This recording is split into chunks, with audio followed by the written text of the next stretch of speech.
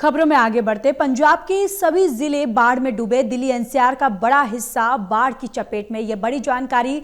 लगातार बाढ़ से बढ़ रहा है नुकसान। हरियाणा के जीटी रोड बेल्ट के इलाके में धूप खिली है। ये बड़ी जानकारी आप तक साझा करें, जहां पर पंजाब के सभी जिले बाढ़ में डूबे हैं। दिल्ली एनसीआर का बड़ा हिस्सा बाढ़ की चपेट में है। लगातार बाढ़ से नुकसान जो है वो बढ़ रहा है। हरियाणा के जीटी रोड की बात करें तो जीटी रोड बेल्ट के इलाकों में धूप खिली है। तो लगातार आपको बताते चले कि पंजाब के सभी जिले बाढ़ में डूबे हुए हैं।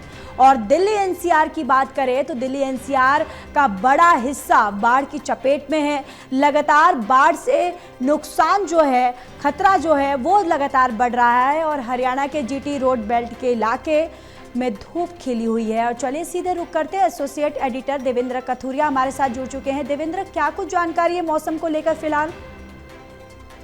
देखिए ज्योति, नदियां तो उफान पर है। बाढ़ की स्थिति में कोई ज्यादा सुधार नहीं हुआ, लेकिन अच्छी खबर ये है कि अभी मैं पानीपत की बात कर रहा हूँ, आज धूप खिली हुई है। धूप तो पिछले 3-4 दिन से सुबह निकलती थी, सूरज निकलता था, दोपहर तक धूप रहती थी, लेकिन दोपहर के बाद फिर बारिश बूंदाबांदी शुरू होती 3-4 दिन। लेकिन अभी आज पिछले 3-4 दिनों के मुकाबले धूप ज्यादा चमकदार है। इसका मतलब ये भी है कि सूरज शायद आज पूरा दिन रहने वाला है। अगर धूप खिलती है तो मतलब बारिश नहीं होगी और धीरे धीरे स्थिति में सुधार होगा अगर मौसम खुल जाता है। हालांकि 7 तारीख के बाद मौसम विभाग का अनुमान है कि 7 सितंबर के बाद भारी बारिश का असर कम हो जाएगा। थोड़ी बहुत तो रहती है, लेकिन थोड़ी बहुत असर का यमुना नदी जैसी इतनी विशाल नदी में फर्क नहीं पड़ता। पीछे से पहाड़ों का पानी ना आए, क्योंकि हथनी कुंड से जो पानी रिलीज होगा वो सारा यमुना में आएगा। और जो शहरों का नाले नूले ये इस तरह का जो पानी इकट्ठा होता है वो भी आखिर यमुना में ही जाता है। तो थोड़ी बारिश का कोई असर नहीं रहता यमुना पे। जब पीछे से पानी छोड़ा जाए और भारी बारिश शहरों में हो तब यमुना का जल स्तर बढ़ता है। तो अभी स्थिति ये है कि 8 जिलों में स्कूल बंद है। आज ये दिन खुला हुआ है, लोग उम्मीद कर रहे हैं कि अब बाढ़ का असर कम होगा। खेतों में जहां जहां पानी खड़ा है, 7 लाख एकड़ से ज्यादा फसलों में, जिनमें गन्ने की फसल, धान की है, कपास की है और सब्जियां हैं। सब्जियां तो खत्म ही हो गई हैं।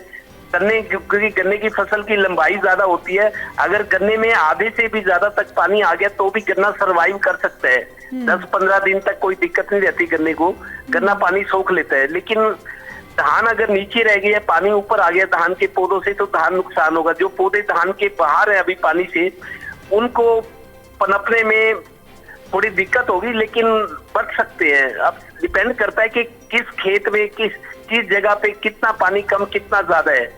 लिहाजा उम्मीद कर रहे हैं कि अब आज 6 तारीख है, आज जैसे धूप खिली हुई है कि मौसम खुल जाए, बारिश का असर कम हो जाए तो मेरे को लगता है स्थिति हो जाएगी। लेकिन अभी हालत ये है कि पंजाब से बाढ़ जो शुरू हुई थी वो दिल्ली को उसने डुबोया, दिल्ली को घेरा। लेकिन अब दिल्ली एनसीआर के जितने एरिया है, जिसमें हरियाणा के 13 जिले हैं, तो ज्यादातर जिले बाढ़ के असर में है। पानी भर गया, दिल्ली में पानी भर गया, फरीदाबाद में है, सोनीपत, पानीपत। जितना नुकसान हो चुका है हो रहा है, लेकिन बढ़ भी रहा है नुकसान। आगे स्थिति कंट्रोल में हो जाए, आगे स्थिति ना बिगड़े, ये उम्मीद सभी कर रहे हैं।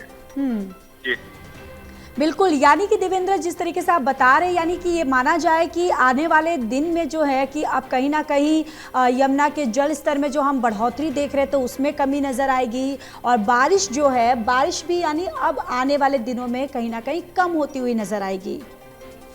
देखिए ज्योति, अभी मौसम विभाग का अनुमान है, मैं एक रिपोर्ट देख रहा था जी, 11 तक बारिश है, लेकिन भारी बारिश नहीं रहेगी। अगर भारी बारिश होती है तो कुछ जगह पे होगी, सब जगह पे नहीं होगी। लेकिन अभी तक क्या था, सब जिलों में एक साथ तेज बारिश हो रही थी। पहाड़ों का पानी हथनी कुंड में आ रहा था, हथनी कुंड वाले पानी आगे छोड़ रहे हैं, वो यमुनानगर, करनाल, पानीपत, सोनीपत हुए दिल्ली जा रहा है, दिल्ली से आगे फरीदाबाद, पलवल में भी स्थिति खराब है। और अब तो अजमेर तक में असर आया, राजस्थान तक असर है बारिश का। यमुना जहां जहां से गुजर रही है वहां तो स्थिति खराब है ही। दिल्ली के कई इलाके डूब गए। देखिए अब ग्रेटर नोएडा और नोएडा में भी पानी आ गया है।